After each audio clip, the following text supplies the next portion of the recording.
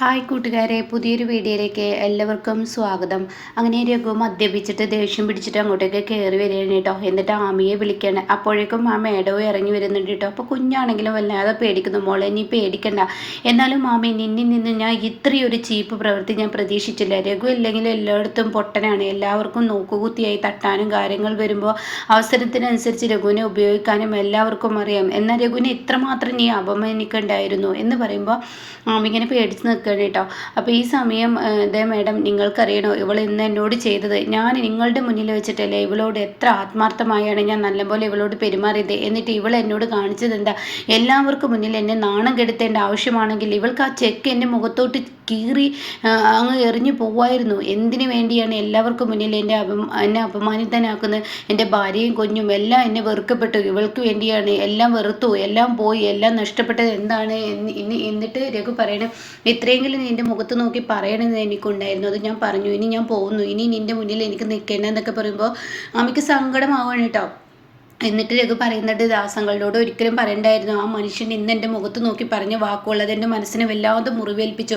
ഇത്രയും നാണം കെട്ട ഒരു അവസ്ഥ എനിക്കിന്നുണ്ടായിരുന്നില്ല എന്നൊക്കെ ഇങ്ങനെ പറയാൻ കേട്ടോ. അപ്പോൾ ഇതേ സമയം ഇത് കേട്ടോട് തന്നെ അമ്മി പറയണേ, രഘുവേട്ടാ ഞാൻ അങ്ങനെ ഉദ്ദേശിച്ചു, നീ എങ്ങനെ ഉദ്ദേശിച്ചാലും വേണ്ടില്ല, നീ എങ്ങനെ ഉദ്ദേശിച്ചു എന്തുദ്ദേശിച്ചു എന്നൊക്കെ എനിക്ക് മനസ്സിലായി എന്നൊക്കെ ഇങ്ങനെ പറയുമ്പോൾ, രഘുവേട്ടാ ഞാനൊന്ന് പറയട്ടെ, എനിക്ക് നീ കൂടുതലായി ഒന്നും നിന്നിൽ നിന്നുള്ള വാക്കുകൾ കേൾക്കണ്ട എന്നൊക്കെ പറഞ്ഞ് ദേഷ്യത്തോടു കൂടി അവിടെ നിന്നും ഇറങ്ങി പോവുകയാണ് കേട്ടോ.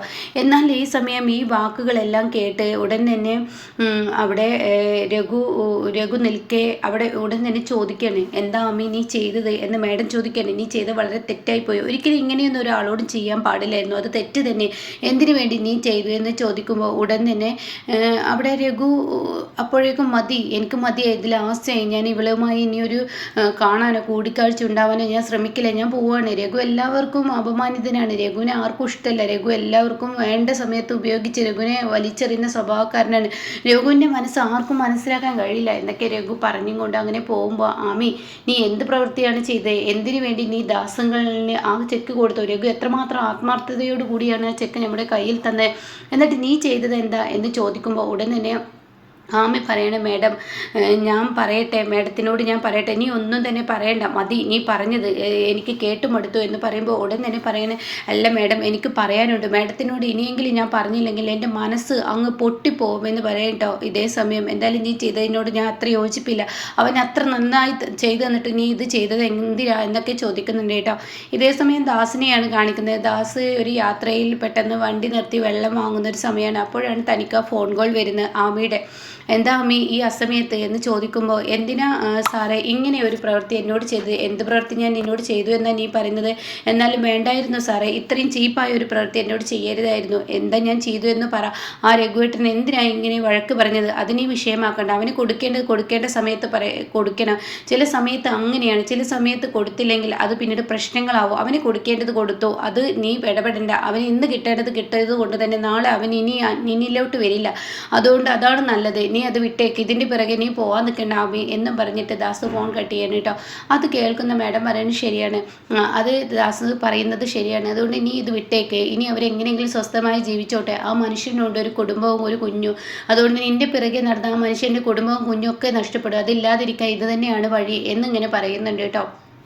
പിന്നീടാണെങ്കിലോ രഘുനെയാണ് കാണിക്കുന്നത്. രഘുനെ കാണിച്ചിട്ട് പനമ ഉമ്മറത്ത് വന്നിരിക്കുകയാണ്. കുറച്ച് കഴിയുമ്പോഴേക്കും രഘു എത്താണ്. ലക്ക് കെട്ട് വെളിവില്ലാതെ രഘു കയറി വരുന്നത് കാണുമ്പോൾ മനമ്മ ചോദിക്കുകയാണ്, എന്താ കുഞ്ഞെ നീ ഇങ്ങനെ നശിക്കാൻ ഒരുങ്ങി ഇരിക്കുന്നത്? അതിന് മാത്രം എന്തിനാണ് നീ ഇങ്ങനെ ഈ പാപം ചെയ്യുന്നത്?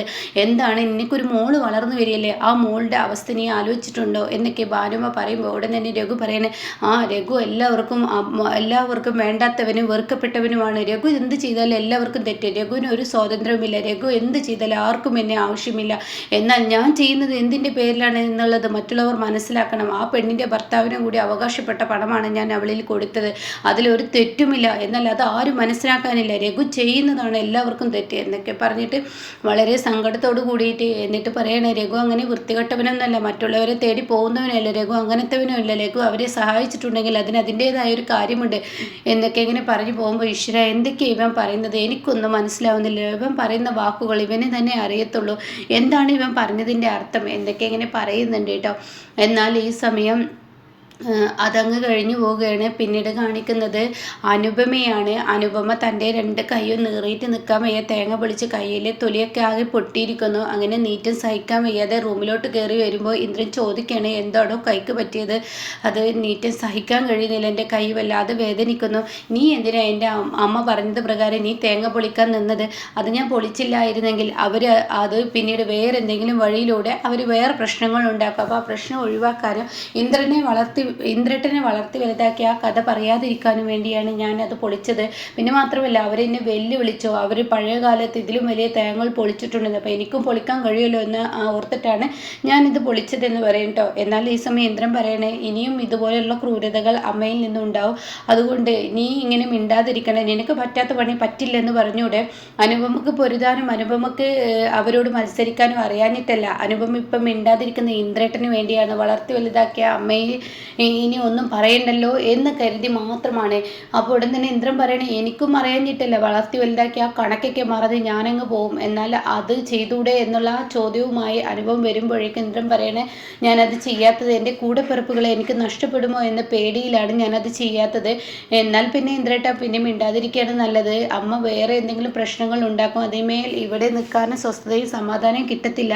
അതുകൊണ്ടാണ് ഞാൻ അവർ പറയുന്ന പണികളൊക്കെ ചെയ്തത്. ഇന്നിപ്പോൾ തേങ്ങ വിളിച്ചെങ്കിൽ നാളെ അവരെന്നോട് എന്ത് ചെയ്യുമെന്ന് ഞാൻ നോക്കട്ടെ, അതിനുശേഷം ബാക്കിയാവാം എന്ന് പറയുമ്പോൾ ഉടൻ തന്നെ ഇന്ദ്രൻ പറയണേ, എല്ലാത്തിനും ഒരു വഴി കണ്ടെത്തണം, എൻ്റെ കൂടപ്പിറപ്പുകളാണോ അല്ലേ അവരെന്നുള്ളത് എനിക്കറിയണം.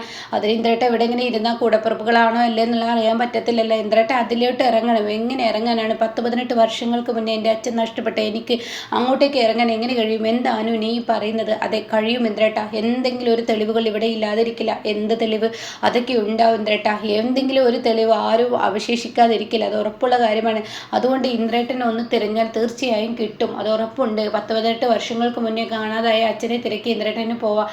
എൻ്റെ മനസ്സിലുണ്ട്, വ്യക്തമായ മുഖം അച്ഛൻ്റെ ഉണ്ട് എന്ന് പറയാം കേട്ടോ. എന്നാൽ ഇന്ദ്രേട്ടൻ തിരഞ്ഞാൽ എന്തായാലും അച്ഛനിലോട്ട് എത്താൻ കഴിയും എന്നൊക്കെ പറയുമ്പോൾ ഉടൻ തന്നെ ഇന്ദ്രൻ പറയണേ, ഈ വീട്ടിലോട്ട് താമസം മാറുമ്പോൾ പഴയ വീട്ടിലുണ്ടായിരുന്ന സാധനങ്ങളെല്ലാം ഈ വീടിൻ്റെ ടെറസിന് മുകളിൽ ഒരു മുക്കിൽ കൂട്ടിയിട്ടിരിക്കുകയാണ്, അതെനിക്ക് നന്നായിട്ട് അറിയാം. അതുകൊണ്ട് തന്നെ എന്ന് പറയുമ്പോഴേക്കും അനുഭവം പറയണേ, എന്നാൽ നമുക്ക് ഈ അസമയത്ത് അങ്ങ് പോയാലോ, പെട്ടെന്ന് അങ്ങ് തിരഞ്ഞാലോ എന്ന് പറയാം കേട്ടോ. അത് കേൾക്കുന്ന എന്തൊക്കെയാണോ താൻ ഈ പറയുന്നത്? ഈ സമയത്ത് തിരയാൻ പോയാൽ അമ്മ കാണില്ലേ? അമ്മ കണ്ടാലും കുഴപ്പമൊന്നുമില്ല, വാ, അമ്മ കാണാത്തൊരു സമയം ഈ സമയമാണെന്നാണ് എനിക്ക് തോന്നുന്നത്, അതുകൊണ്ട് ഇന്ദ്രേട്ടൻ വാ, നമുക്ക് ഈ സമയം തന്നെ തിരയാം എന്ന് പറഞ്ഞിട്ട് ഇന്ദ്രനെ വിളിച്ച അനുപമ ആ പാതിരാ രാത്രി ടോർച്ച് എടുത്ത് മുകളിലോട്ട് പോകാൻ കേട്ടോ. ഇവർ പതിയെ ടോർച്ച് അടിച്ച് അവിടെ തിരച്ചിൽ തുടങ്ങുകയാണ്. ഓരോ ആൽബങ്ങളായി എടുക്കുന്നുണ്ട്, കടലാസുകൾ എടുക്കുന്നുണ്ട്. അങ്ങനെ ഓരോന്നായി മറിച്ചും കൊണ്ടിരിക്കുന്ന സമയത്ത് ഇതിലുണ്ടാവും എന്ന പ്രതീക്ഷയോടുകൂടി രണ്ടുപേരും മറിച്ച് പോകുന്ന സമയത്ത് മോനെ ഇന്ദ്ര എന്ന് പറഞ്ഞിട്ടുള്ള വിളി വരുന്നത് കേട്ടോ. അപ്പോഴേക്കും ഇന്ദ്രൻ ഞെട്ടിപ്പോവാണ്. ആ ഫോട്ടോ അവിടെ ഇടുകയാണ്. ഇതേ സമയം അനുപമോ അവിടെ തന്നെ നിൽക്കുകയാണ്. എടാ ഇന്ദ്ര, നീ അവിടെ എന്തെടുക്കുകടാ എന്ന് ചോദിക്കുമ്പോൾ ഇന്ദ്രനെ മുകളിൽ നിന്ന് താഴോട്ട് നോക്കുകയാണ്. ഉടൻ തന്നെ സുശീല ആടെന്ന് കാണാൻ, എന്തിനാടാ നീ നിൻ്റെ ഭാര്യ ഈ ആ സമയത്ത് അങ്ങോട്ടേക്ക് കയറിപ്പോയിരിക്കുന്നത്? അത് പിന്നെ ഭയങ്കര ചൂട്, കുറച്ച് ടെറസിൽ നിന്നാൽ കുറച്ച് തണുപ്പ് കൊള്ളില്ലോ, തണുത്ത കാറ്റ് കിട്ടാൻ വേണ്ടിയാണ്. നീ ടെറസിൽ നിന്ന് തണുത്ത കാറ്റും ചൂടുകാറ്റ് കിട്ടാനൊന്നല്ല അവിടെ പോയതെന്ന് എനിക്ക് നന്നായിട്ട് അറിയാം.